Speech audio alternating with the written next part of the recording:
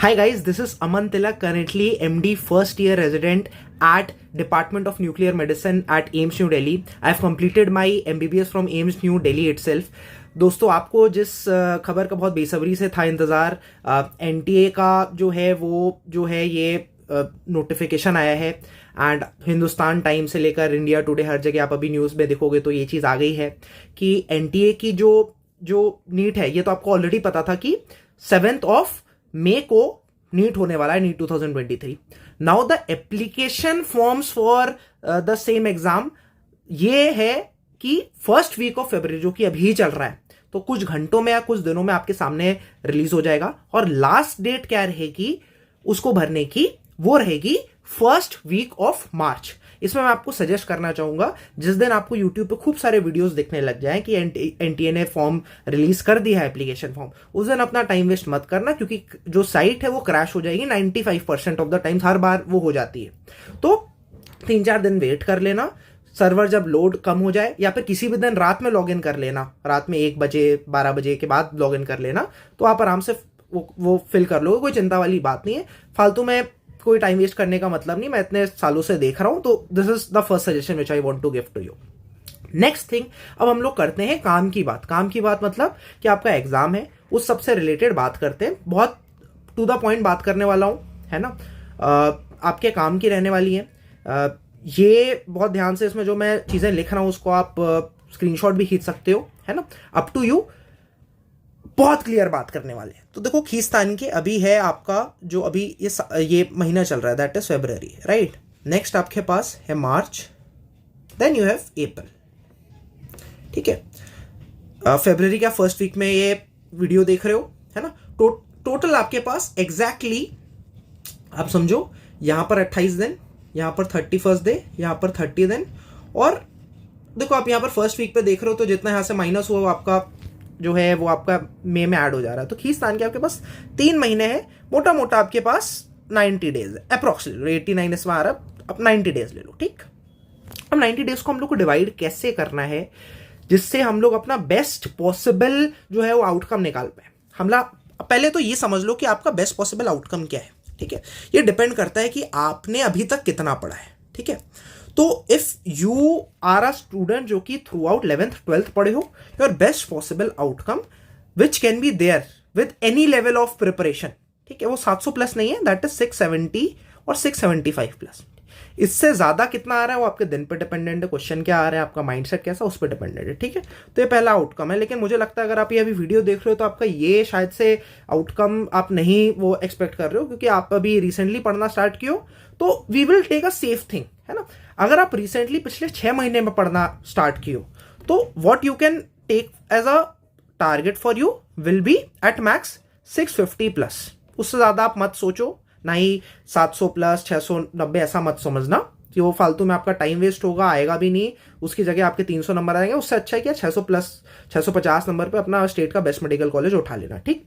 तीसरे बंदे वो हैं जो कि एकदम लेट कमर्स हैं, एकदम अभी रिसेंटली, हो सकता है 2 हफ्ता 3 हफ्ता 1 महीना पहले स्टार्ट करें, है ना. उनका जो टारगेट होना चाहिए, आप बहुत होगा तो 600 प्लस आप ले लो, बहुत होगा तो 610 ले लो, है ना. 600 प्लस या 610, है ना, प्लस आप अप्रोक्स मान लो.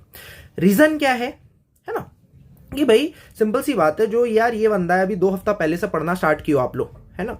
तो क्या ये जो पहला वाला बंदा है जो 2 साल से पढ़ रहा है, क्या वो बेवकूफ है? नहीं है ना, राइट. सो सिंपल सी बात है, पहले अपना टारगेट्स डिसाइड कर लो कि ये आपके टारगेट्स हैं. ठीक. अपने अकॉर्डिंगली आप जो भी हो वो आप डिसाइड कर लो. अब हम लोग जो है नेक्स्ट बात कर रहे हैं. अब आपका टारगेट डिसाइड हो गया. ठीक. अब उसके अकॉर्डिंग चलते चले जाओ.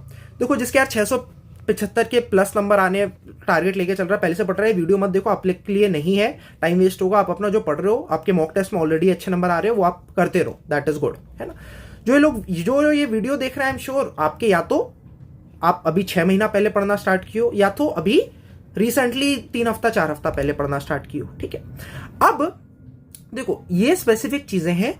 पहली चीज जो आप दोनों को करनी है, जो 6 महीना पहले स्टार्ट किए पढ़ना, एज वेल एज जो कि अभी 3-4 हफ्ता पहले पढ़ना स्टार्ट किए, 1 महीना पहले स्टार्ट करने हैं, वो ये है. और मैं बार बार बोलता हूं, देखो, बायो की एनसीईआरटी कर लेनी है, 11th 12th पूरी कर लेनी। देखो बार बार सेम चीज बोलता हूँ क्योंकि करनी यही है और बार बार करनी है। अब ये फिर से रिपीट आप बोलोगे पिछली वीडियो में बोला था, हाँ बोला था। 5 मंथ आपसे पूछा था क्या पढ़ना है, तो भी वही पहली चीजें करनी है।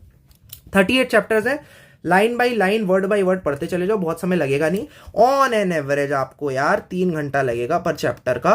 38 आपके चैप्टर्स है, मोटा मोटा आपको 120 घंटे लगते हैं। ठीक है, दिन का आप अभी 12 घंटा पढ़ रहे हो, नहीं पढ़ रहे हो तो भूल जाओ सिलेक्शन मत, प्लीज मत ऐसे मत करो कि भाई अभी 1 महीना पहले पढ़ना स्टार्ट किया और अभी भी 2 घंटा 3-4 घंटा पढ़ोगे तो भूल जाओ सिलेक्शन मत, मतलब सोचो, है ना। 12 घंटा आप दिन का पढ़ रहे हो, आपको 10 दिन लग जाएगा, 10 वर्किंग डेज लग जाएंगे।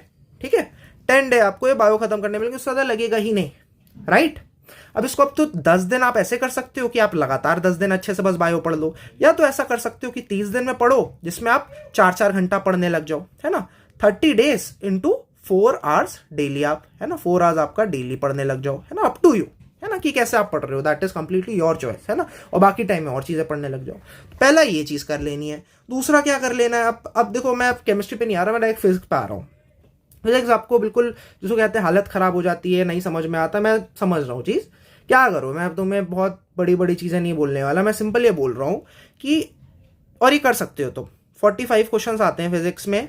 आप 2000 अभी पिछले साल और ये वाला साल का पेपर उठा लो तो 45 क्वेश्चन आते थे।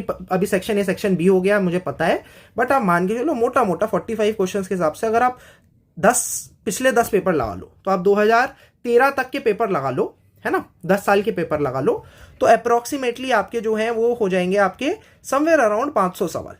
ठीक है, क्यों 500 सवाल, क्यों एक दो बार रीनीट भी हुआ है, सारी चीजें हैं। तो 2013 तक का नीट, क्योंकि नीट फर्स्ट टाइम 2013 में हुआ था, याद रखना। ठीक है, 2013 के जितने भी क्वेश्चन है 500 से 600 क्वेश्चन होंगे, मान लो 600 क्वेश्चन आप ले लो। ये आपको करने हैं, कैसे सॉल्व करने हैं। नीट 2013 का पेपर लगाओ, उल्टा चलना पहले, तो यार याद रखना उल्टा चलना, पहले 2022 करना फिर 21 करना।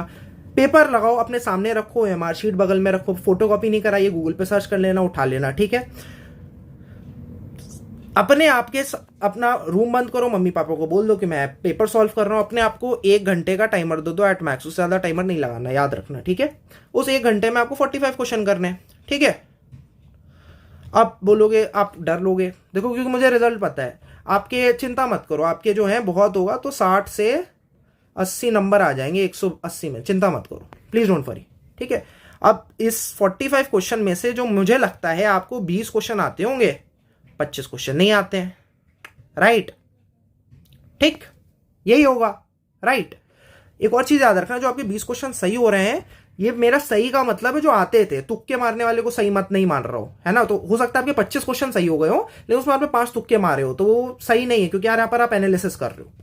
अब क्या करो, जब आपके ये जो 25 क्वेश्चन गलत हुए, और आपके 25 क्वेश्चन गलत में इंक्लूडिंग हो गया कि लेट से आपके 20 क्वेश्चन गलत थे जो एक्चुअली गलत हुए या नहीं आते थे, जो सॉल्व ही नहीं कर पाए, प्लस आपके 5 क्वेश्चन जो आपने सही तो किए लेकिन तुक्के से किए थे, आपको कॉन्सेप्ट नहीं पता है, वो उनके टॉपिक्स नोट डाउन कर लो।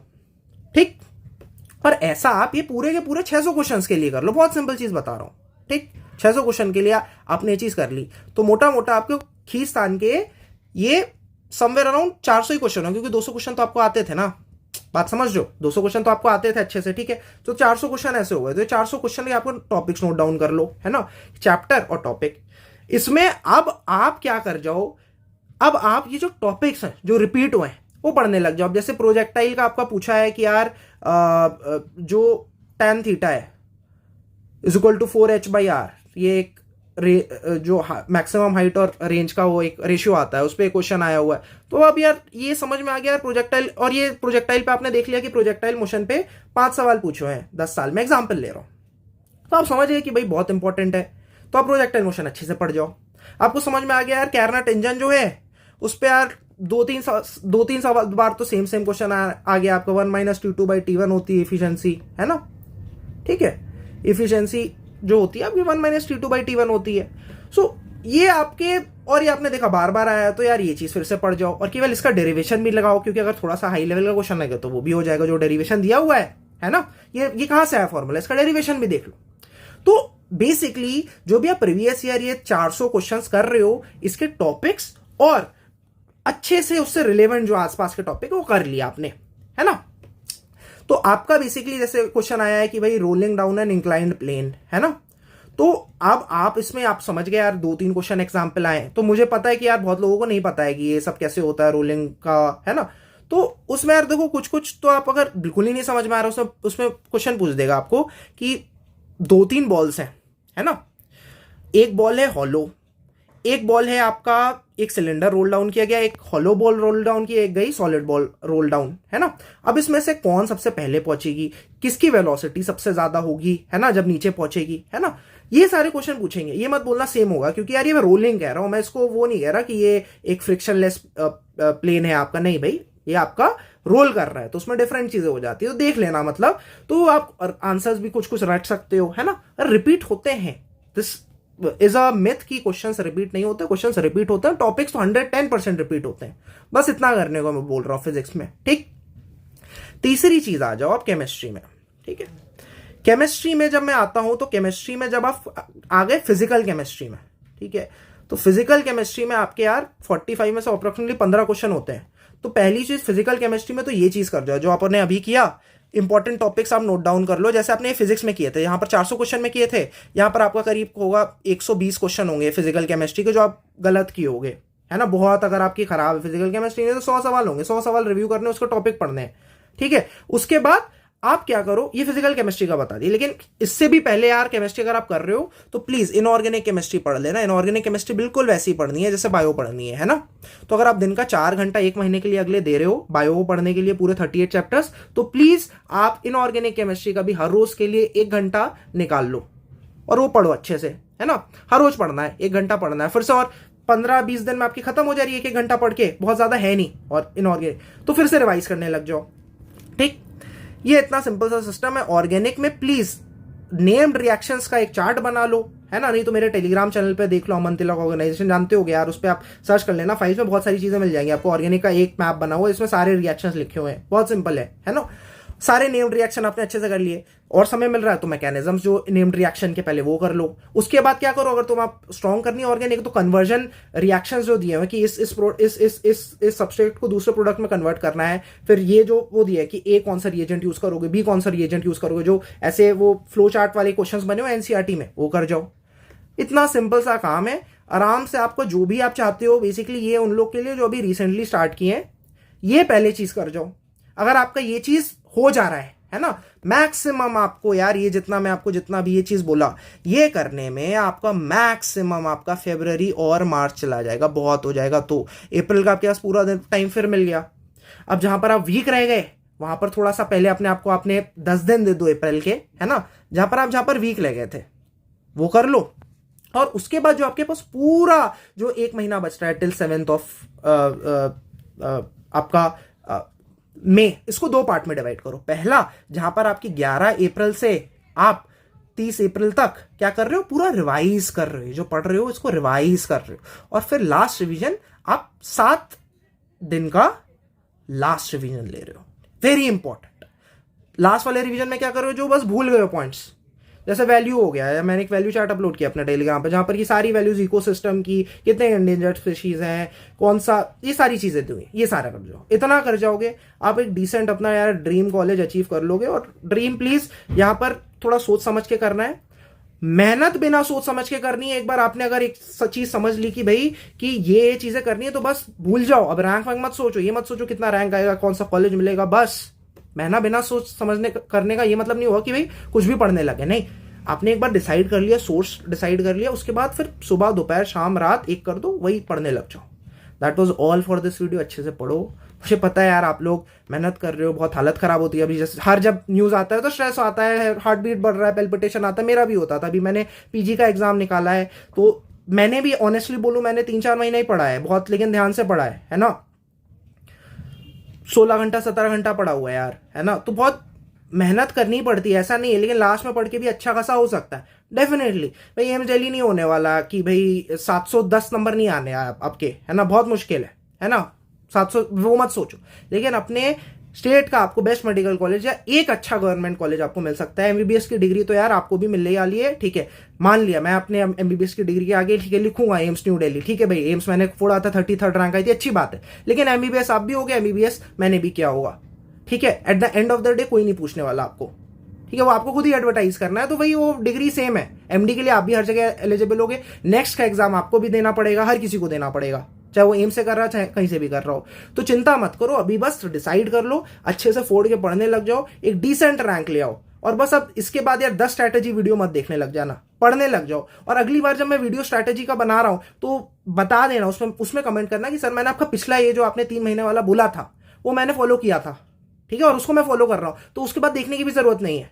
वो हर बार मेरा जो वीडियो नए व्यूअर्स को टारगेटेड है जो बाद में स्टार्ट कर रहे हैं, right. That was all for this session. Wish you all the very best. अच्छे से पढ़ो, फोड़ के पढ़ो। At the end of the day video के बाद अगर कुछ समझ में आया, अगर कुछ टेक होम मैसेज लेना है तो जाके फोन बंद करो, पढ़ाई करना स्टार्ट करो। That's all. Bye bye.